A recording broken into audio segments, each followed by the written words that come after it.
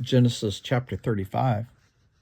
Then God said to Jacob, "Go up to Bethel and settle there, and build an altar there to God, who appeared to you when you were fleeing from your brother Esau." So Jacob said to his household and to all who were with him, "Get rid of the foreign gods you have with you, and purify yourselves, and change your clothes. Then come, let us go up to Bethel, where I will build an altar to God, who answered me in the day of my distress, and who has been with me wherever I've gone." So they gave Jacob all the foreign gods they had and the rings in their ears, and Jacob buried them under the oak at Shechem. Then they set out, and the terror of God fell on all the towns around them, so that no one pursued them. Jacob and all the people with him came to Luz, that is Bethel, in the land of Canaan.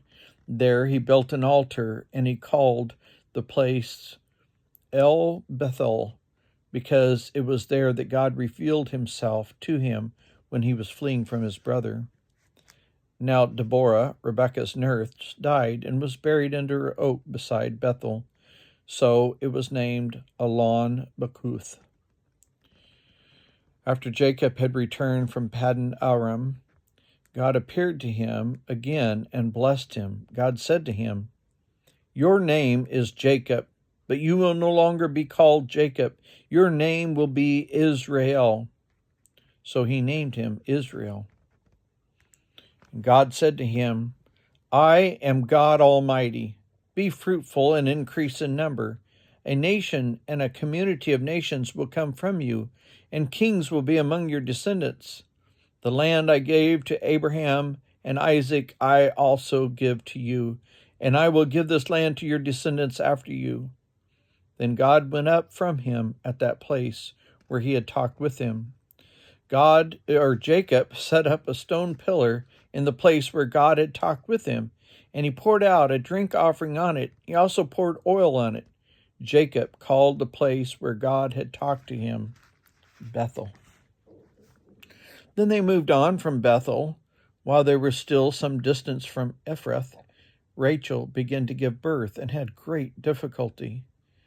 And as she was having great difficulty in childbirth, the midwife said to her, "Don't despair, for you have another son."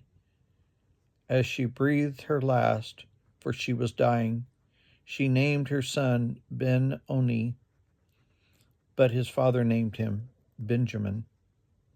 So Rachel died and was buried on the way to Ephrath, that is, Bethlehem. Over her tomb, Jacob set up a pillar, and to this day that pillar marks Rachel's tomb. Israel moved on again and pitched his tent beyond Migdal Edar. While Israel was living in that region, Reuben went in and slept with his father's concubine, Bilhah, and Israel heard of it. Jacob had 12 sons. The sons of Leah, Reuben, the firstborn of Jacob, Simeon, Levi, Judah, Issachar, and Zebulun. The sons of Rachel, Joseph and Benjamin. The sons of Rachel's servant Bilhah, Dan and Naphtali. The sons of Leah's servant Zilpah, Gad and Asher. These were the sons of Jacob who were born to him in Paddan Aram.